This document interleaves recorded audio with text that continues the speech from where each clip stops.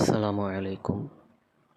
தற்போது மிக பரபரப்பாக உலகில் அமெரிக்காவும் இஸ்ரேலும் இணைந்து ஈரான் என்ற நாட்டுடன் மிகப்பெரிய போரை நடத்தி கொண்டிருக்கின்றது. இந்நேரத்தில் ஈரான் என்பது ஒரு ஷியா கொள்கையைச் சேர்ந்த நாடாகும்.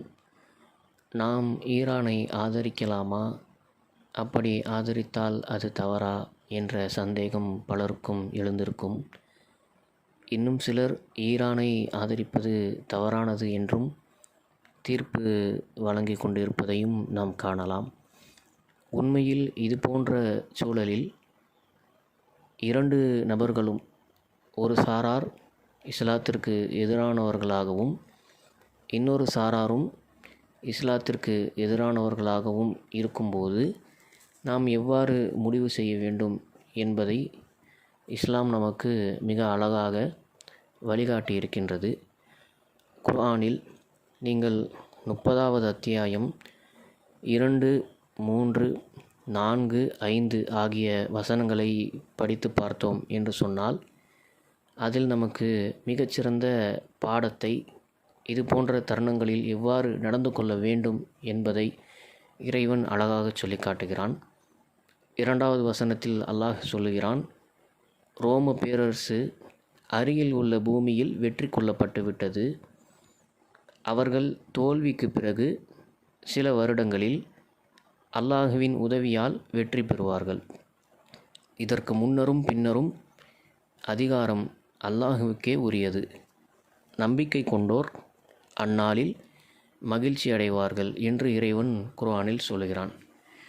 இந்த வசனங்கள் நமக்கு சொல்லக்கூடிய பாடம் என்னவென்றால், ரோம் பேரரசு, அதாவது நபிகள் நாயகம் ஸல்லல்லாஹு அலைஹி வஸல்லம் அவர்களுடைய காலத்தில் கிறித்தவர்களுடைய தலைமையில் ரோம் என்ற மிகப்பெரிய சாம்ராஜ்யம் ஆட்சி செய்து கொண்டிருந்தது உலகின் ஒரு பகுதியில். அதே போல இன்னொரு வல்லரசான பாரசீகமும் அன்றைக்கு ஆட்சி செய்து கொண்டிருந்தது. இந்த இருவருக்கும் மத்தியில் நபி ஸல்லல்லாஹு அலைஹி வஸல்லம் அவர்கள் உயிருடன் இருந்து ஏகத்துவ பிரச்சாரத்தை எடுத்து செய்து கொண்டிருந்த போது போர் மூண்டு அதில் ரோம் பேரரசு தோற்கடிக்கப்பட்டு நெருப்பு வணங்கிகளாக இருந்த பாரசீகர்கள் ரோம் பேரரசை வெற்றி கொண்டார்கள்.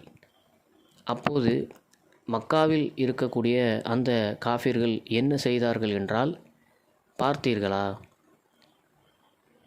ரோம் பேரரசு உங்களை போன்ற வேதக்காரர்கள்தான்.